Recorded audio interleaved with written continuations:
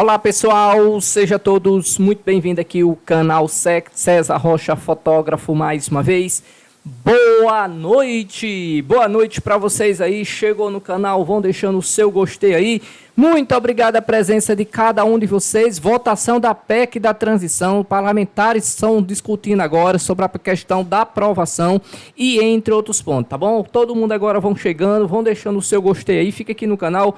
E também não esqueça de compartilhar para chamar mais pessoas para cá. Vamos acompanhar agora ao vivo, tá, pessoal? Diretamente da Câmara. Em primeiro lugar, vamos acompanhar o que foi que aconteceu, o que os parlamentares estão falando.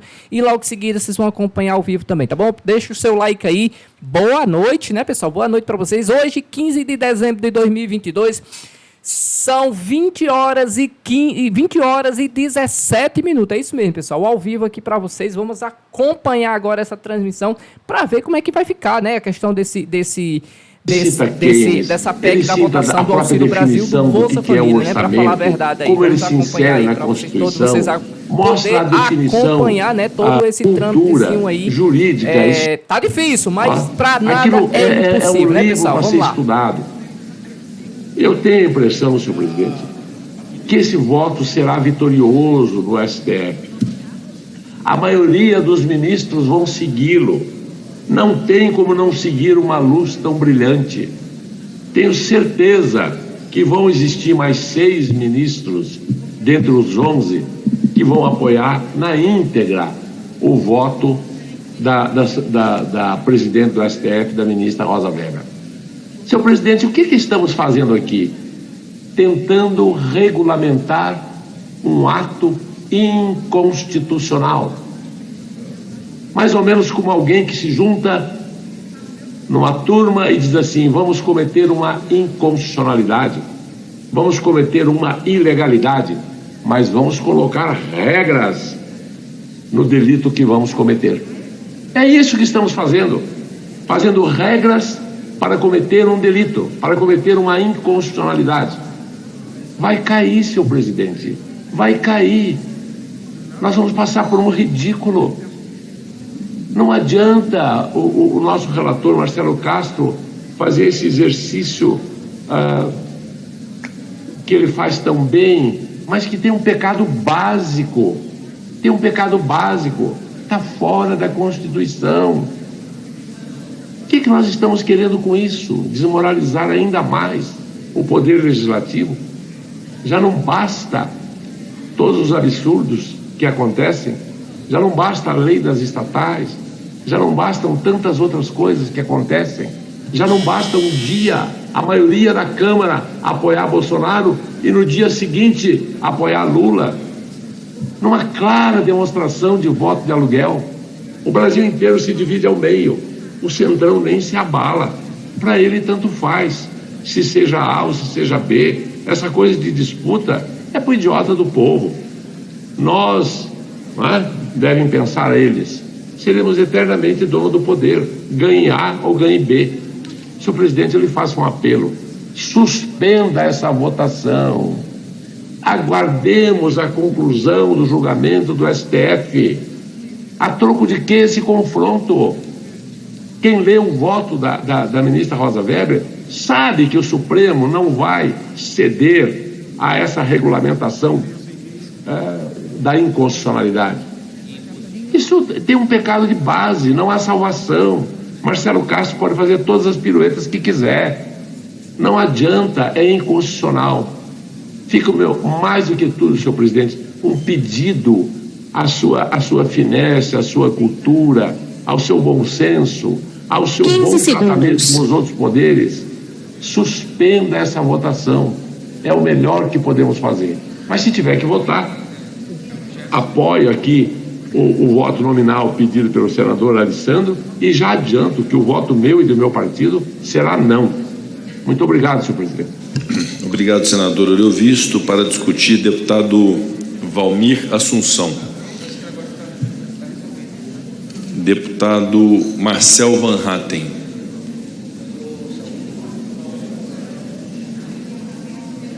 Deputado Marcel Van Hatten, do Partido Novo do Rio Grande do Sul, é o próximo orador a participar da fase de discussão desse projeto de resolução do Congresso Nacional, que tenta procurar aumentar a transparência nas emendas de relator geral do orçamento da União, as chamadas RP9.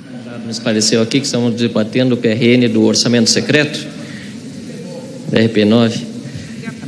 Eu quero trazer aqui a essa tribuna a minha indignação com o que tem acontecido no Brasil em relação à distribuição do orçamento. Nós agora, mais uma vez, vemos esse Congresso Nacional tentar remendar aquilo que não deveria sequer ter sido emendado, que é o orçamento por meio das RP9s, que sempre existiram apenas para corrigir erros ou omissões do relator e passaram a significar um instrumento de manutenção do poder das mesas diretoras das casas legislativas, tanto do Senado como da Câmara. E agora o que se está tentando fazer é dar, inclusive por meio dessa resolução, um valor fixo anual para os presidentes de cada uma das casas, estimado pelo valor pelos percentuais desse PRN, R$1,5 bilhão para cada um distribuir como quiser para aqueles que estão próximos. Isso é um absurdo. Isso é um absurdo. Por que o presidente do Senado ou o presidente da Câmara terá à sua disposição R$1,5 bilhão do dinheiro do pagador de imposto para distribuir como quiser? Vocês não precisam me responder, caros colegas deputados e senadores, porque todos sabem, as paredes desse Congresso Nacional sabem, o cidadão sabe também, por meio do que está vendo pela imprensa, é para manutenção das mesas diretoras, é para compra de votos de deputados e de senadores para as eleições da mesa e também para aprovação de determinados projetos. É triste que muitos não ficam nem vermelhos com essa situação que nós vemos hoje no Congresso Nacional. Esta casa, o Parlamento da República, tanto a Câmara como o Senado, ambas as casas estão de joelhos em virtude desse tipo de expediente que está cada vez mais escravizando parlamentares em relação a emendas para obras que não são muitas vezes relevantes nos rincões deste país, em troca de votos aqui no plenário. Eu, obviamente, fico indignado com isso que eu estou vendo e fico indignado com a situação desta casa, da Câmara dos Deputados, mas também do Senado da República, porque é humilhante. Chego a ter, muitas vezes, vergonha de estar exercendo mandato parlamentar quando vejo esse tipo de iniciativa passar sem grandes resistências. Senador Rodrigo Pacheco, caros colegas congressistas, é hora desta casa se levantar.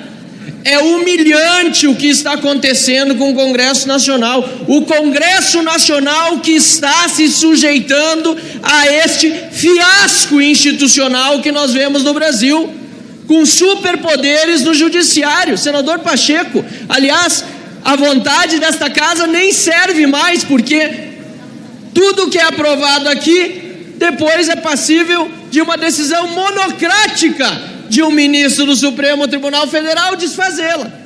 Desfazer, aliás, tudo o que nós fizermos aqui. E nós deixamos isso acontecer. Como, aliás, tenho dito e repetido, já falei mais cedo, e outros parlamentares o fizeram, o Senado tem envergonhado o Brasil por não estar tomando atitude contra o Supremo Tribunal Federal quando ele excede suas funções.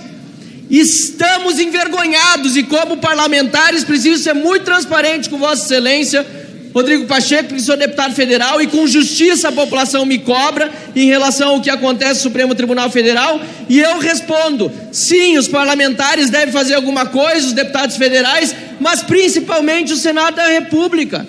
E é esse tipo de ação, como esse PRN, o orçamento dito secreto ou a emenda de relator, que nos apequena ainda mais porque deputados e senadores são mais vereadores federais despachantes de luxo das bases do que legisladores e fiscalizadores de fato como deveriam ser.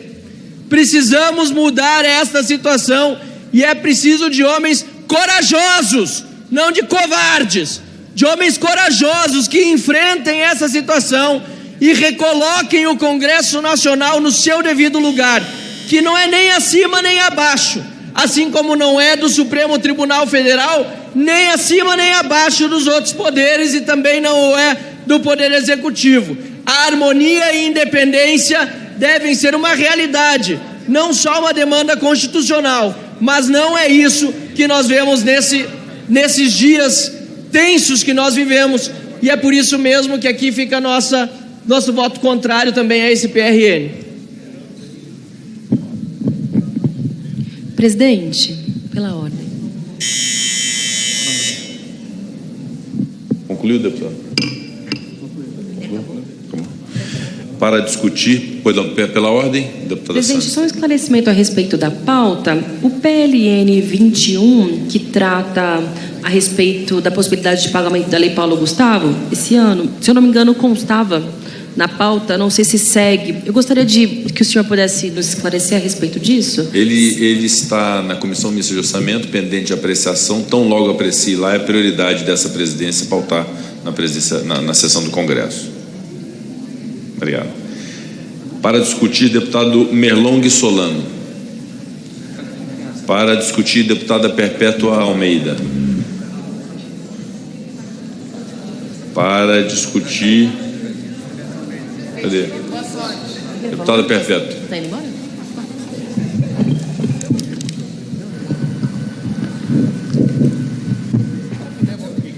Presidente, eu me inscrevi até para fazer um apelo aqui nesta casa. Nós temos urgência de votar o orçamento público, porque é com ele que o presidente Lula precisa trabalhar. É muito desesperador conversar com as pessoas hoje, seja na rua ou seja neste parlamento, e as pessoas não terem perspectiva se no mês de dezembro, se no mês de janeiro vão poder receber o dinheirinho curto e pequeno da aposentadoria do INSS. É constrangedor para nós nesta casa saber que não tem perspectiva se não aprovarmos esse orçamento e se não aprovarmos a PEC que conserta o orçamento que o presidente Bolsonaro mandou para esta casa, sem que a gente garanta que o Bolsa Família de R$600 estará no bolso das famílias que mais precisam no mês de janeiro e a partir daí. Então é muito importante que o Congresso veja isso agora. Eu estou sentindo aqui uma preocupação muito maior de se aprovar uma saída para essa proposta da RP9. Qualquer proposta aqui aprovada não se pode perder de vista que ao Parlamento brasileiro cabe legislar, fazer a lei, votar o orçamento, e ao Executivo cabe executar o orçamento. Nós não podemos trazer para nós uma responsabilidade que não é nossa. Fazer a gestão e a execução do orçamento é de responsabilidade do governo federal. Nós não podemos achar que na execução do orçamento o parlamento pode ter mais poder sobre ele do que o próprio executivo. Nós dizemos aqui como vai ser o parlamento, mas quem faz a execução dele, quem decide sobre ele é o governo federal. Nesse sentido, eu faço um apelo aos colegas que aqui estão e aqueles que estão em casa. Precisamos urgentemente votar a PEC que garante os R$600 de auxílio para as famílias, o Bolsa Família, que garante dinheiro nas universidades que já não tem dinheiro nem para pagar água, luz e os bolsistas. E é muito importante que a gente garanta aqui uma condição de vida melhor para os brasileiros, porque o orçamento que o presidente Bolsonaro mandou para esta casa não tem condições de o Brasil seguir com ele, porque os pobres não estão neste orçamento, e nós precisamos aqui, com cada voto que a gente decidir, botar os pobres no orçamento. Muito obrigada. Para discutir, concedo a palavra à deputada Adriana Ventura.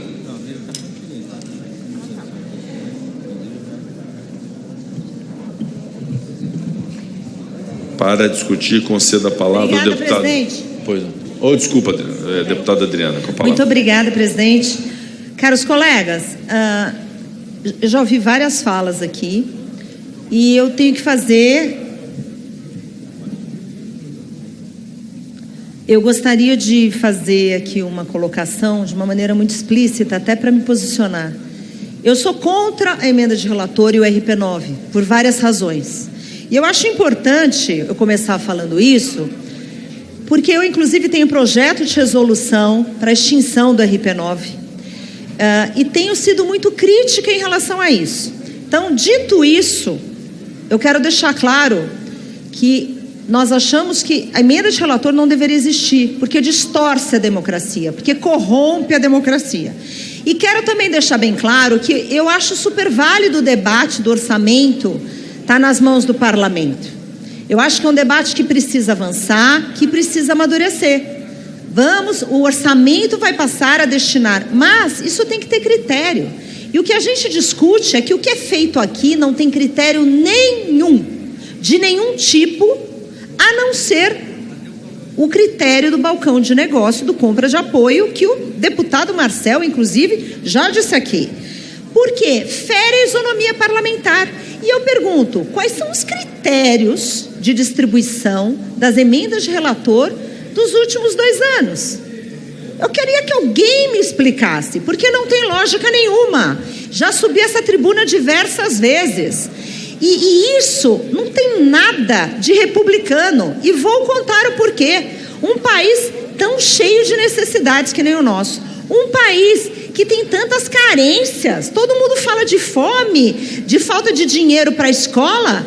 Mas aqui o que a gente vê? A gente vê que o dinheiro é jogado na mão em diversos parlamentares, na mão de diversos municípios, sem vinculação a nenhuma política pública, sem nenhuma vinculação a um critério objetivo. E outra coisa, como eu já disse, volto a repetir, aqui não tem critério de partido, não tem critério de estado. Você tem partidos onde uns recebem 10, outros recebem 50, outros recebem 100, outros recebem 200 milhões para indicação, enquanto outros parlamentares do mesmo partido não recebem nada. Você tem estados onde tem parlamentares que indicam 100, 200, 300 e outros não indicam nada. Então, não há que se falar aqui de alguma coisa transparente, de alguma coisa que tenha critério, porque não existe. Eu desafio alguém aqui, qualquer um e qualquer relator dos últimos anos, a me apresentar a lista das indicações feitas com os valores. Isso, na verdade, está lá no Supremo Tribunal e 200 parlamentares não responderam.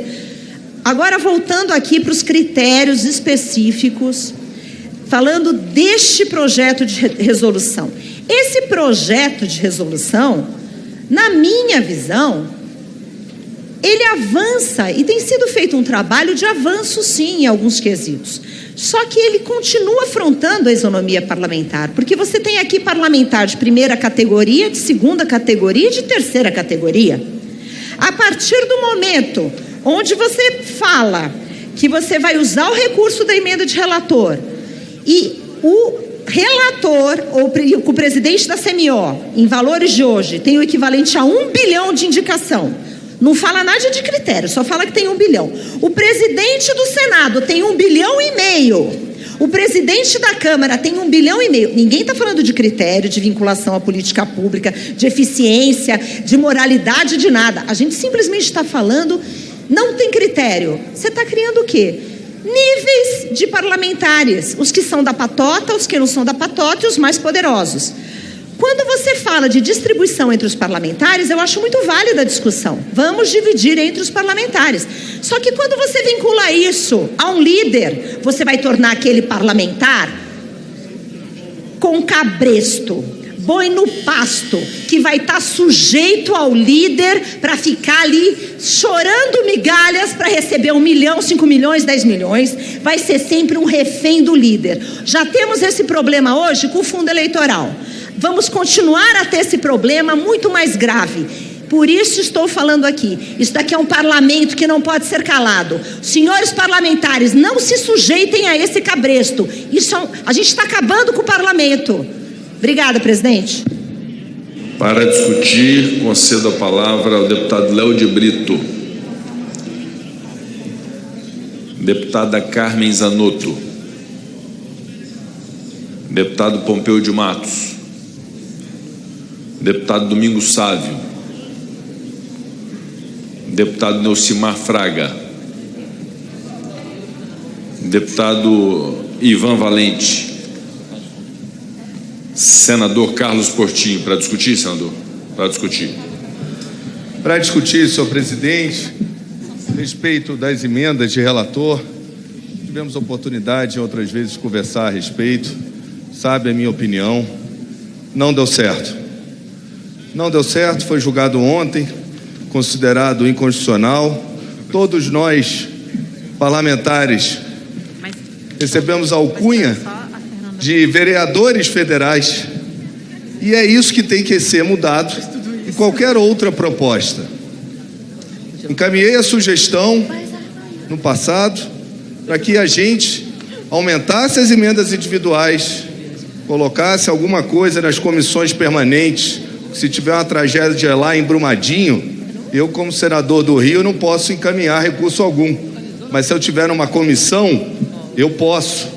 Como houve agora em Florianópolis, vi o senador Espiridião a mim falar e entendi que, por telepatia, temos opiniões parecidas. Não poderia eu ajudar Florianópolis, embora seja o senador do Brasil. A minha sugestão era essa. Entendo que do jeito que está sendo partilhado, e poderia até aqui estar confortado, porque o PL na divisão partidária dessa emenda, pela nossa bancada, seremos o partido que mais vai receber, mas não estou confortável com isso. Não acho que, com todas as vênias e respeito, nenhum de nós, somos todos iguais no Senado Federal, possa ter em sua mão um orçamento de R$1 bilhão, com o caso do relator, caso da presidência, seja quem ocupe, inclusive a presidência, a partir do próximo ano. Porque é um instrumento que em outras vezes na história do país nós já vimos, pode se transformar por aqueles, não Vossa Excelência certamente, mas por aqueles que tenham mais intenções, num instrumento de cooptação, num instrumento de compra de apoio. Então, eu só queria registrar, senhor presidente, além do que disse, o meu voto contrário, e faço como líder do governo. Muito obrigado. Para discutir, concedo a palavra ao deputado Ivan Valente. Deputado Tiago Mitrô. Deputada Sâmia Bonfim. Para discutir. Você continua acompanhando a fase formal de discussão desse projeto de resolução do Congresso Nacional, apresentado pelas mesas diretoras da Câmara dos Deputados e do Senado Federal, para tentar dar mais transparência às emendas de relator geral do Orçamento da União. Deputada Sâmia Bonfim, na tribuna. Porque essa resolução que chegou no nosso conhecimento, que supostamente que dá transparência para as emendas de relator por orçamento secreto, não é factível. Porque, primeiro, que ela cria outras figuras do Congresso Nacional, deputada Fernanda, que têm autoridade sobre uma fatia muito expressiva do orçamento. Por exemplo, líderes partidários. O senador Carlos Portinho acabou de falar agora, o líder do PL, muito dinheiro, ele vai ter controle na próxima legislatura. E ele vai ser o responsável por criar um balcão dentro da própria bancada para definir qual vai ser a destinação desses recursos. Qual parlamentar vai ficar com quanto? Para onde esse parlamentar vai poder fazer a destinação? A única coisa que vai constar no sistema, que eles estão considerando agora como transparência, é justamente a destinação dessa indicação que o líder está indicando. Enquanto isso, enquanto 20 bilhões de reais, que foi o que a CMO infelizmente aprovou, não com o nosso voto, em que a deputada Fernanda estava presente, deputada Elias Vaz também corretamente votou contra, 20 bilhões de reais para esse esquema, que vai contemplar inclusive também os presidentes das duas casas, além do próprio relator do orçamento.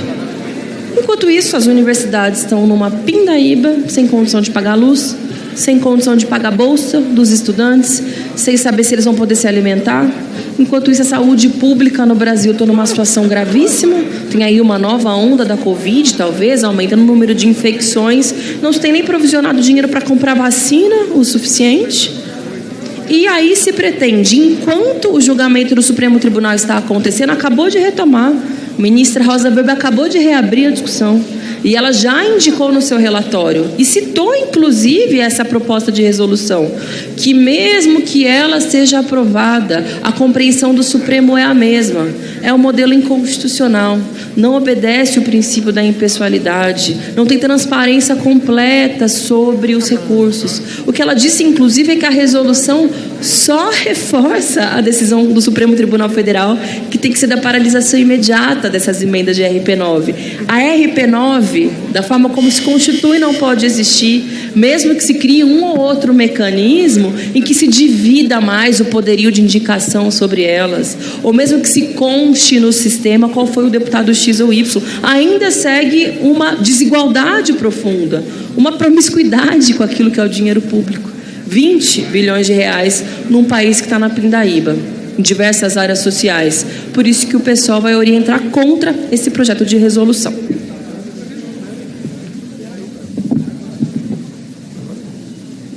Obrigado, deputada Sâmia Bonfim. A matéria continua em discussão. Vamos para discutir, deputado Túlio Gadelha.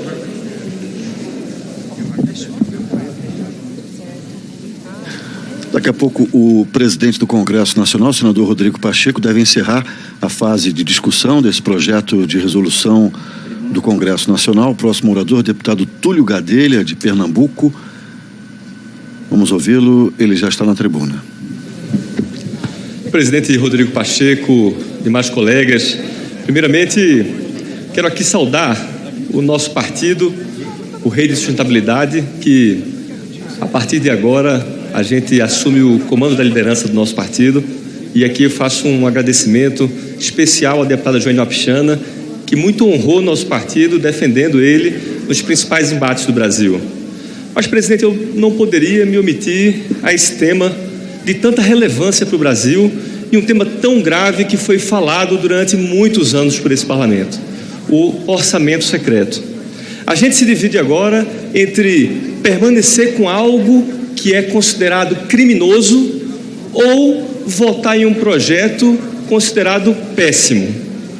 E olhe, presidente e colegas, a gente não pode admitir em votar em um projeto péssimo para não viver uma realidade criminosa.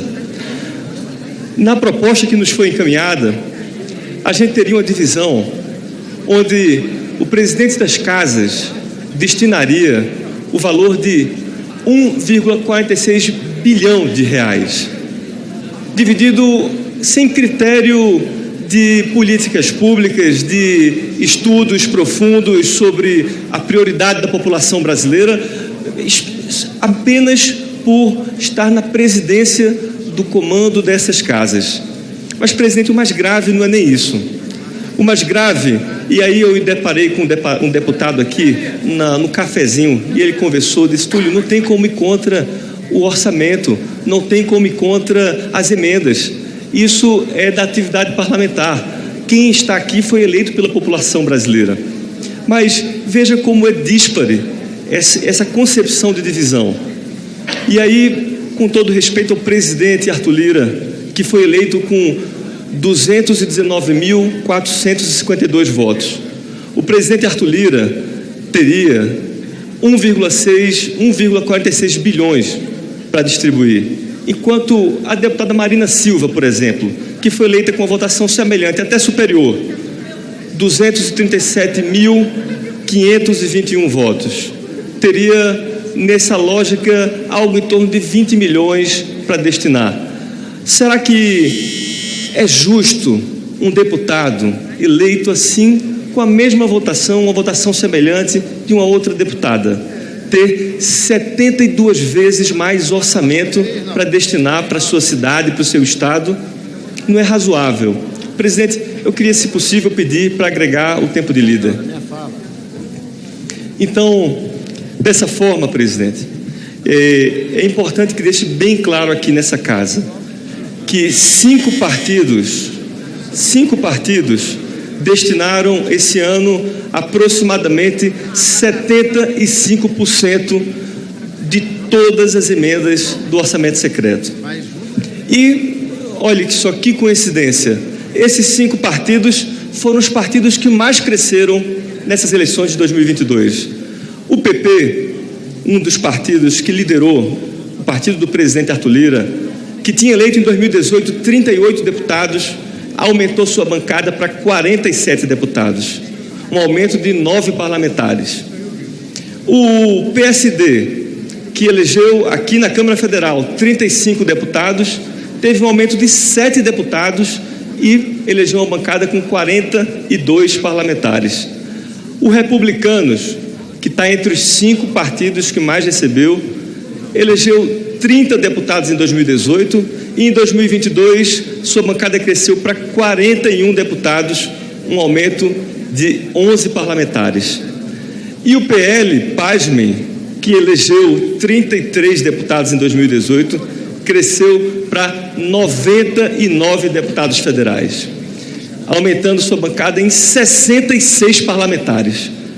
Esses 4 partidos que eu citei, porque à época a União Brasil não existia, em 2018, mas esses 4 partidos, junto com a União Brasil, destinou 75% de todas as emendas do orçamento secreto. Presidente, eu falo isso porque nós parlamentares disputamos eleição a cada 4 anos, e eu vou lhe dizer, aqueles parlamentares que não utilizaram do orçamento secreto e foram reeleitos são verdadeiros guerreiros, porque a grande maioria dos parlamentares que não utilizaram o orçamento não estão mais nessa casa.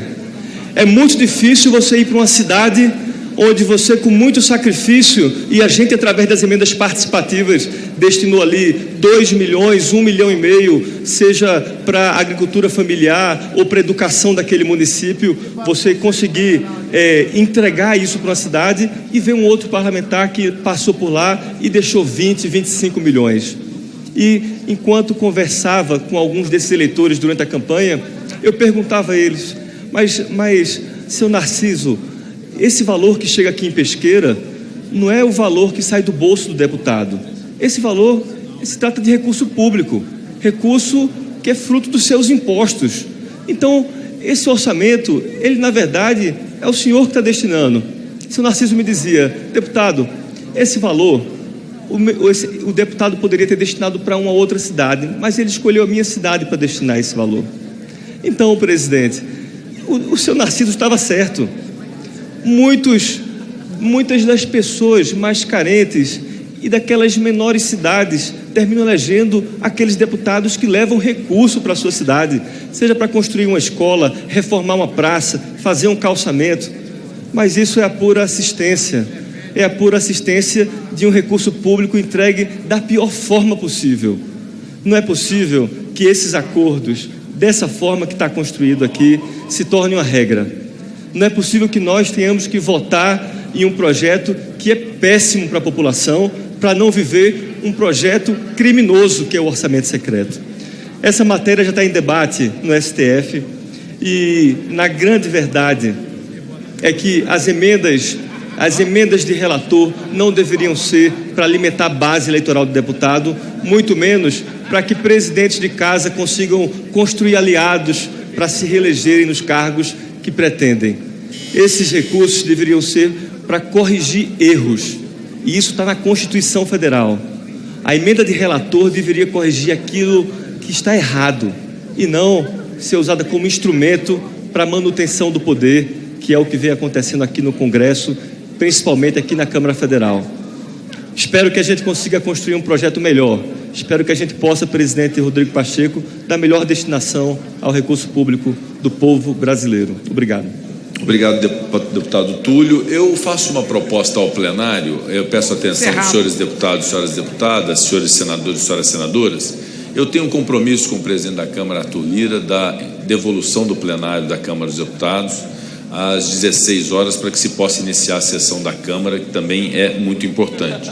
Proponho, portanto, o encerramento da discussão dessa matéria, não há mais oradores, e deixemos a apreciação dela para a próxima reunião do Congresso Nacional, juntamente com a lei orçamentária anual. E queria fazer uma proposta nesses últimos 10 minutos que nos restam, se eventualmente houvesse um acordo para nós apreciarmos em consenso os PLNs que foram encaminhados pela Comissão Mista de Orçamento, aquilo que eventualmente houver algum tipo de controvérsia, nós podemos remeter para a próxima sessão, mas há muitos que estão aqui acordados. Nós votaríamos então os PLNs por acordo e também, por último, o veto 55, referente à lei Padre Júlio Lancelotti, que infelizmente não foi possível a tempo de inserir na cédula de votação, nós também o apreciaríamos na sessão próxima do Congresso Nacional, que será designada muito rapidamente. Então agora por acordo os PLNs. Os PLNs por acordo agora.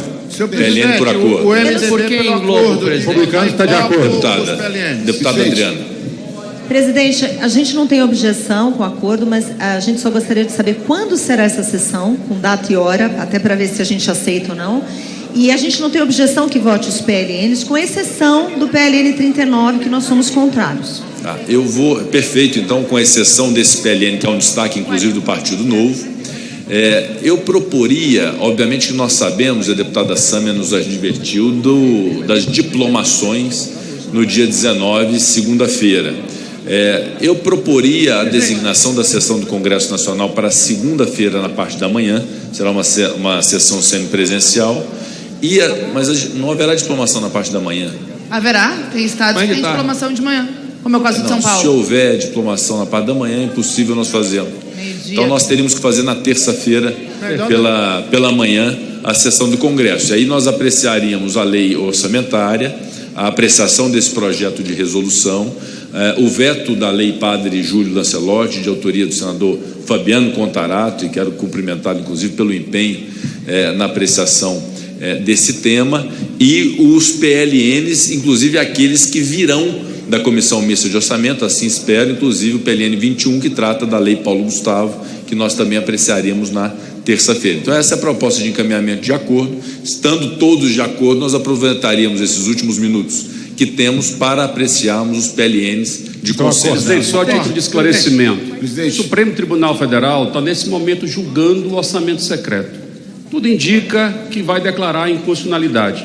Isso se confirmando, esse projeto de resolução não perderia o objeto? É a questão que eu faço à mesa. Presidente,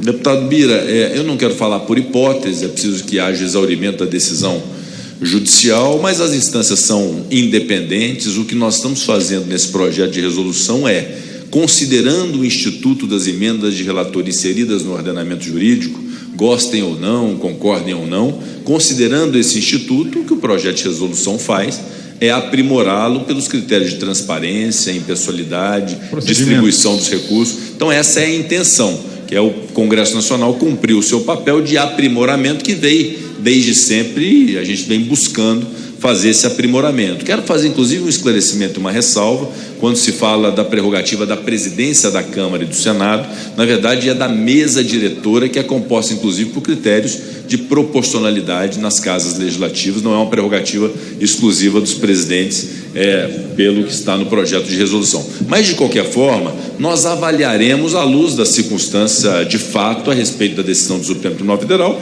É uma decisão que se tomará oportunamente, logo no início da semana, mas eu quero crer que seja razoável, até porque diante do julgamento pode caber embargo de declaração ou outros recursos possíveis. Eu considero importante o Congresso Nacional se debruçar e avaliar, aprovando ou não, um projeto de resolução cuja intenção é o aprimoramento daquilo que se apontou no Supremo lá atrás como vulnerabilidade das emendas de relator. Então essa é a intenção, e a ponderação de Vossa Excelência é muito inteligente, mas avaliaremos à luz da realidade que se posta na sequência. Deputado Orlando Silva. Presidente, pela liderança do governo. Presidente, eu queria cumprimentá-lo e declarar que considero bastante oportuna a proposta de encaminhamento que Vossa Excelência fez, mas queria pedir permissão para sugerir um pequeno ajuste, e posso me empenhar pessoalmente para que o presidente Arthur Lira aqueça 15 minutos ou 20 minutos a mais do espaço do plenário, apenas para que nós pudéssemos votar no painel o veto 55 na tarde de hoje. É uma matéria simples, presidente. Foi votado na Câmara à unanimidade. À unanimidade. Já foi incluído como tema extra-pauta. E eu não vou nem me alongar na argumentação para que nós possamos ganhar tempo. Deputado Orlando, me permita ponderar com Vossa Excelência como a intenção de Vossa Excelência, como é do senador Fabiano Contarato, autor desse projeto, é o da derrubada do veto. É mais apropriado fazermos com tempo, com um prazo tranquilo de votação, para que se tenha a quantidade de votos necessária para derrubar, se essa é a intenção. Então, eu queria fazer essa ponderação. Nós usamos esses últimos minutos para os PLNs. Isso, inclusive, vai desocupar a pauta seguinte da próxima reunião e podemos, inclusive, começar a próxima reunião com apreciação individual desse veto, com a votação nominal, para que, pelo sentimento do plenário, se possa eventualmente rejeitá-lo. Presidente. Pois não, deputado Orlando. Primeiro item da pauta, ele está sugerindo. Poderíamos inserir como primeiro item da pauta. Faço esse compromisso com Vossa Excelência e com o senador Fabiano Contarato. Obrigada, presidente. Eu queria me manifestar pelo pessoal em relação à sua proposta de acordo. Claro que nós achamos muito bom não votar o projeto de resolução, que estamos bem contra, e obviamente estaremos aqui na terça de manhã resguardadas as diplomações. Mas apenas em relação ao bloco do acordo, o pessoal tem contrariedade com o PLN 39, o PLN 25 e o PLN 40, na qual nós gostaríamos de deixar na tramitação normal aí na terça-feira que vem. Presidente, pela liderança do governo... Deputado Cajado. O acordo, nós gostaríamos de incluir o 39 no acordo. Eu faria aqui um adendo de plenário em relação ao texto do PLN e ressalvaríamos o destaque do novo na votação em globo, incluindo o 39, porque temo que nós tenhamos uma premência de prazo muito grande se não votarmos esse PLN hoje. Então, corre-se o risco, de fato, porque nós vamos estar dependendo de uma única sessão na próxima semana para apreciação. O apoio, e ressalvando o destaque, daria a oportunidade de... Eu não aceito, presidente, assim, eu só queria entender.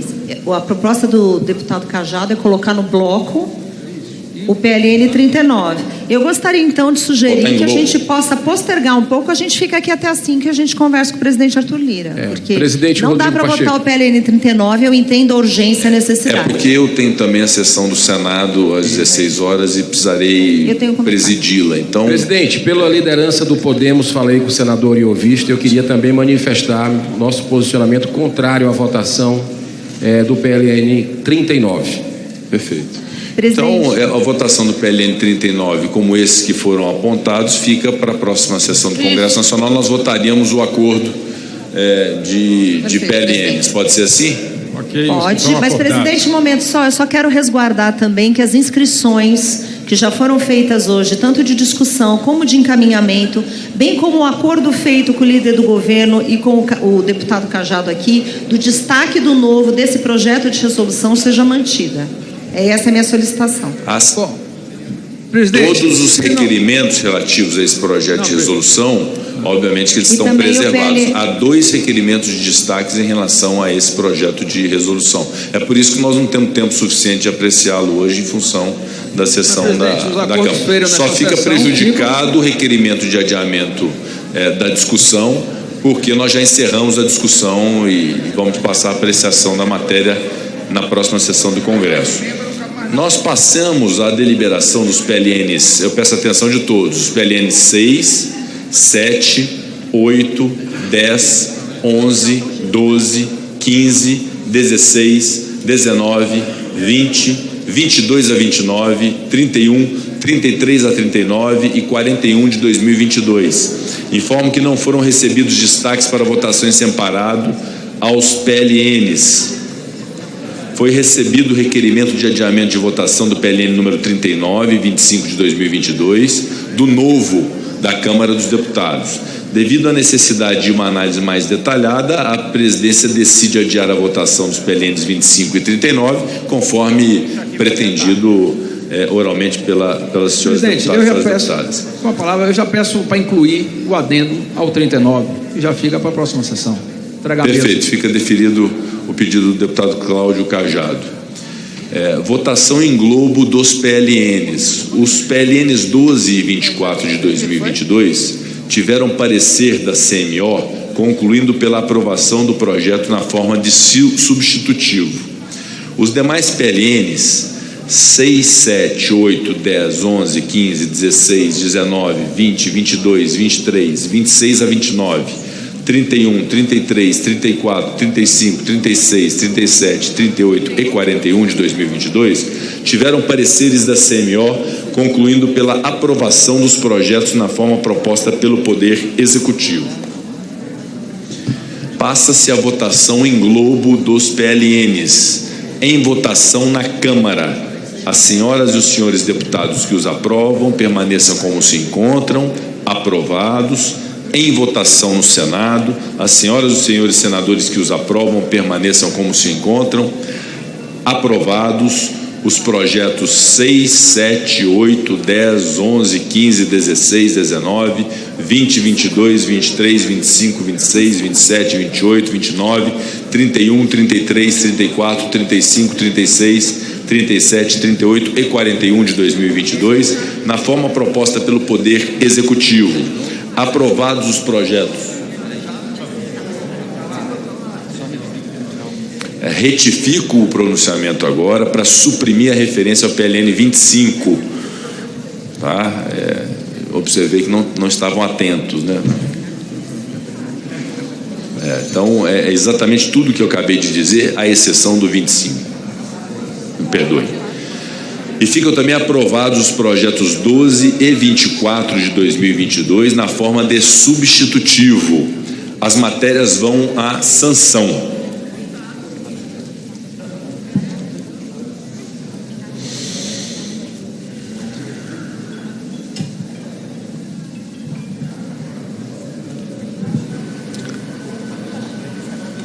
Portanto, o plenário do Congresso Nacional acaba de aprovar vários projetos de crédito orçamentário.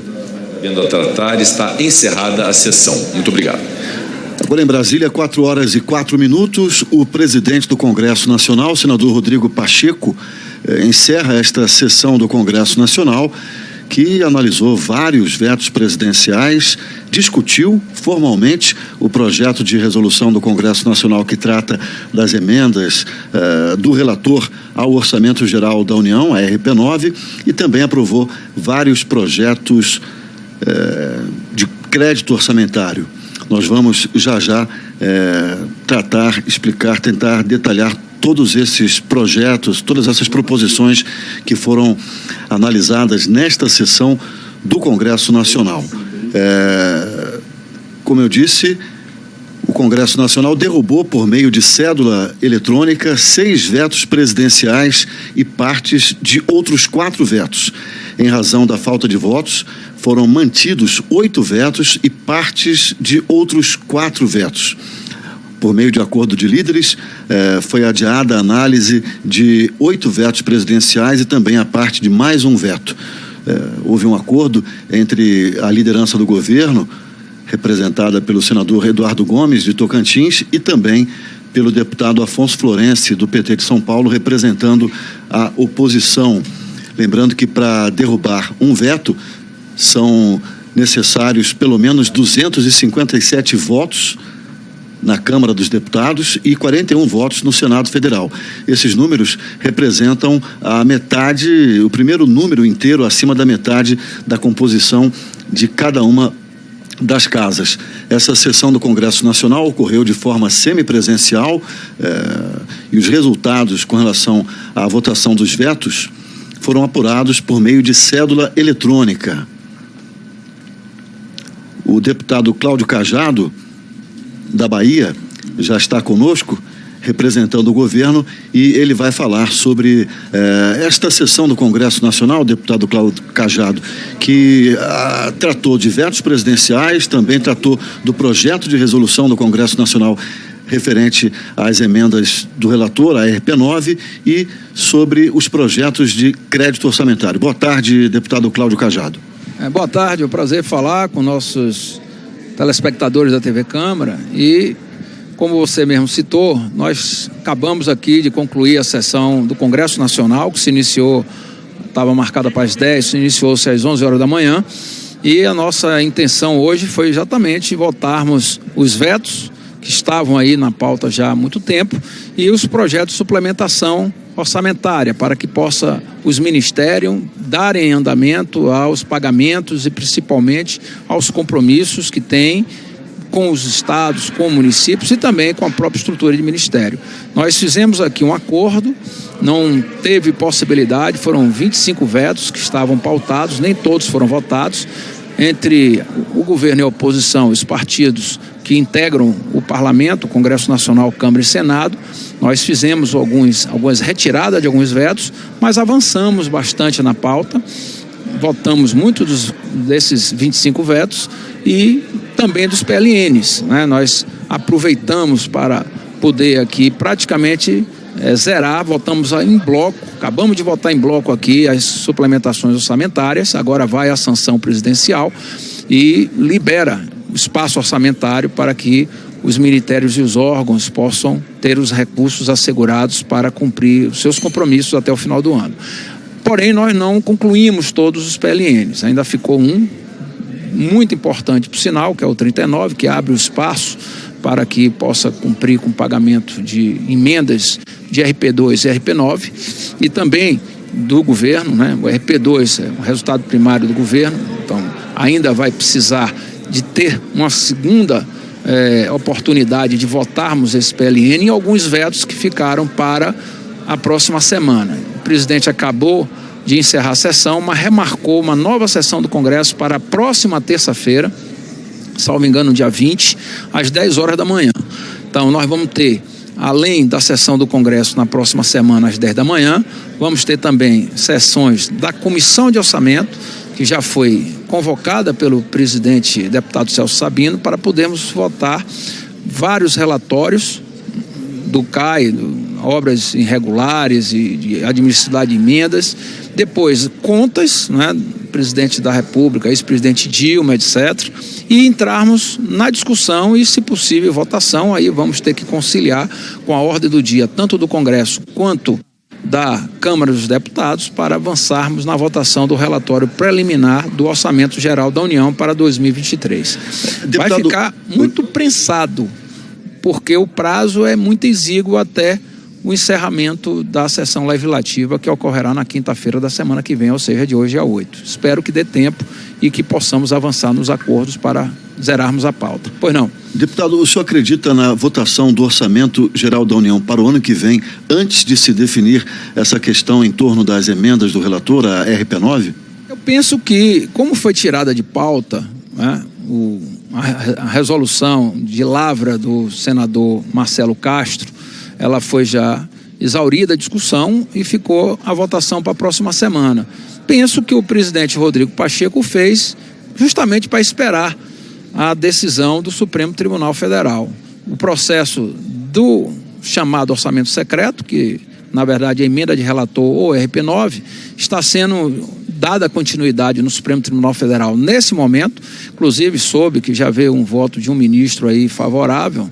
Então nós vamos aguardar, e se restar no plenário do Supremo Tribunal Federal julgado pela sua inconstitucionalidade, eu penso que perde o efeito essa resolução. Mas se houver alguma mudança ou se não houver a conclusão do julgamento, já que também o Poder Judiciário entrará em recesso, e se não tiver a marcação da próxima data de julgamento não sendo concluída no dia de hoje, lá pelo Supremo, nós voltaremos à votação na próxima semana. Ou seja, eu acho que esse tempo de transferir essa resolução para a semana que vem, na pauta do Congresso Nacional, para o dia 20, às 10 horas, vai deixar claro se haveremos de ter continuidade dessa votação ou se perderá o efeito diante do julgamento do Supremo, que poderá concluir hoje ou também não. Então, vamos aguardar. E essa retirada de pauta me parece que tem esse objetivo. Obrigado, deputado Cláudio Cajado, do Progressistas da Bahia, falando em nome do governo Bolsonaro. Uma boa tarde para o senhor. O senhor também, um abraço a todos que nos ouvem e escutam nesse momento. Obrigado. E agora vamos falar com o deputado Afonso Florense, do PT da Bahia, também da Bahia, que fala em nome da oposição e do governo eleito do ex-presidente Luiz Inácio Lula da Silva. Boa tarde, deputado. Boa tarde. Deputado, qual a posição da oposição em relação a esse projeto de resolução do Congresso Nacional que trata das emendas do relator ao Orçamento Geral da União, a RP9? Bom, primeiro registrar que os partidos de oposição têm posições diferentes. Há partidos que votarão a favor do projeto de resolução e há partidos que votarão contra. Os que votam contra, por conta da natureza não transparente, isso avalia-se pouco republicana da distribuição dos recursos nesses anos que tem existido a RP9, ela não merece uma tentativa de ajuste. Há partidos que consideram que, não havendo voto suficiente para extinguir dentro do Congresso Nacional a RP9, optaram por uma tática de mitigar a natureza secreta através da obrigatoriedade da identificação de parlamentares pelo líder de cada partido, a distribuição, a busca de equanimidade no tratamento através da distribuição proporcional ao tamanho das bancadas e da garantia também de não impositividade. Então são argumentos muito fortes, sólidos, tanto do ponto de vista de quem na oposição votará contra, quanto também de quem na oposição votará a favor do projeto de resolução, insisto, na perspectiva de mitigar o dano do modelo atual, que é, de fato, merecidamente chamado de orçamento secreto. Obviamente, se concluído no Supremo a apreciação da constitucionalidade, haverá um desenho mais nítido da relevância da apreciação desse projeto de resolução. Lembrando que durante esta sessão foi vencida a fase de discussão, a fase formal de discussão desse projeto de resolução do Congresso Nacional, e a votação, se acontecer, deve acontecer na próxima segunda-feira, dia 20, em nova sessão marcada pelo presidente do Congresso Nacional, senador Rodrigo Pacheco. Deputado Afonso Florense, e sobre os outros temas analisados nesta sessão, a questão dos vetos presidenciais e também dos projetos de crédito orçamentário que foram aprovados agora no finalzinho da sessão. Sobre os vetos, houve um acordo entre o senhor e o líder do governo, o senador Eduardo Gomes, de Tocantins, para a manutenção de alguns vetos e a derrubada de outros. Consideramos que foi uma vitória da oposição, hoje oposição, os partidos PT, PCdoB, PV, PSOL, Rede, PSB e PDT. Nós reivindicamos a derrubada de 3 vetos que obtivemos êxito hoje aqui. Então foram derrubados os vetos número 45, 51 e 52. No 45, garantimos recursos já provisionados no projeto de lei de diretrizes orçamentárias para a educação. O presidente Bolsonaro vinha sistematicamente vetando dispositivos de PLNs, emendas em medidas provisórias que garantissem recursos para a educação. Então a oposição teve êxito nesse seu propósito. No 51, nós conseguimos garantir a obrigatoriedade de título de nível superior para servidores do judiciário. Registre-se, inclusive, uma reivindicação dos sindicatos, federações do judiciário, por isso saudar essa importante categoria. E no 52, nós conseguimos a obrigatoriedade de que direitos de mulheres trabalhadoras não sejam negociados individualmente, e sim nos acordos coletivos pelos sindicatos, e também que as CIPAs, que são comissões internas de prevenção de acidente, passem a ter a prerrogativa também de combater assédio. Isso é uma conquista da bancada feminina no Congresso Nacional, encampada a essa luta pelos partidos da oposição no Congresso, na Câmara e no Senado. Tá, joia. Deputado Afonso Florencio, obrigado pela entrevista. Uma boa tarde para o senhor. Obrigado pela oportunidade. Deputado Afonso Florencio, do PT da Bahia, falando pela oposição nesta sessão do Congresso Nacional, que, como eu disse, tratou de vetos presidenciais, tratou de projetos de crédito orçamentário e também concluiu a discussão de um projeto de resolução do Congresso Nacional que procura dar mais transparência às emendas do relator geral ao Orçamento Geral da União, as chamadas RP9. Entre os vetos, como eu disse, repetindo, houve um acordo entre oposição e governo para que uma parte dos vetos fosse mantida e outra parte derrubada. Ao todo, foram derrubados 6 vetos presidenciais e algumas partes de outros 4 vetos. E foram mantidos 8 vetos e partes de outros 4 vetos.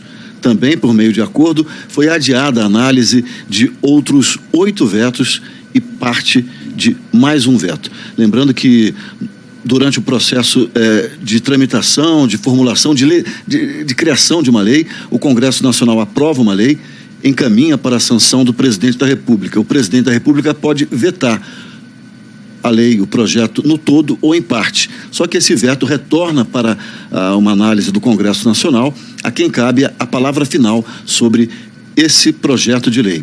O Congresso pode derrubar o veto, fazendo valer a sua posição, a sua decisão com relação àquele projeto de lei, ou manter o veto. Para derrubar, é preciso que pelo menos a metade, tanto da Câmara dos Deputados quanto o Senado Federal, optem pela derrubada desse veto. A metade significa o primeiro número inteiro acima da metade de cada uma das casas, ou seja, 257 deputados e 41 senadores. E, para encerrar, lembrando também que no finalzinho da sessão do Congresso Nacional, o plenário do Congresso aprovou, por meio de acordo e votação simbólica, vários projetos de crédito orçamentário, de suplementação orçamentária, que agora seguem para a sanção presidencial. Daqui a pouquinho vai ter início a sessão da Câmara dos Deputados. A deputada Carmen Zanotto já está sentada ali à mesa diretora dos trabalhos.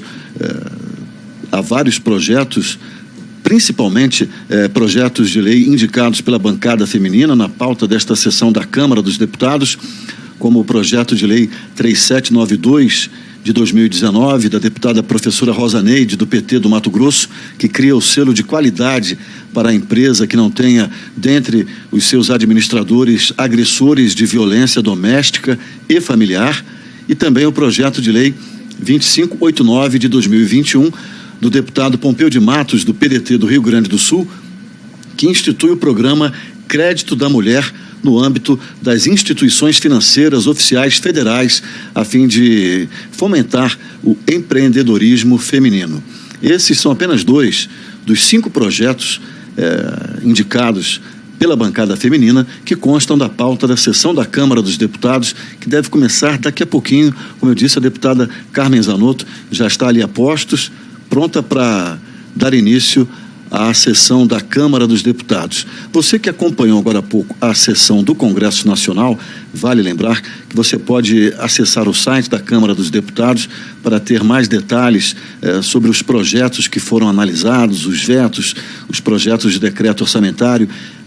No site da Câmara dos Deputados você tem como ter acesso às notícias, às reportagens sobre a sessão do Congresso Nacional e também acesso à íntegra desses projetos, desses vetos. Fica lá tudo bem explicadinho e acessível para você, porque a transparência e a cidadania, como diz o slogan da Câmara dos Deputados, estão sempre presentes por meio do nosso site câmara.leg.br. Vamos aguardar, a deputada Carmen Zanotto já vai dar início à sessão da Câmara dos Deputados. Enquanto a deputada Carmen Zanotto não dá início a esta sessão da Câmara dos Deputados, nós vamos então acompanhar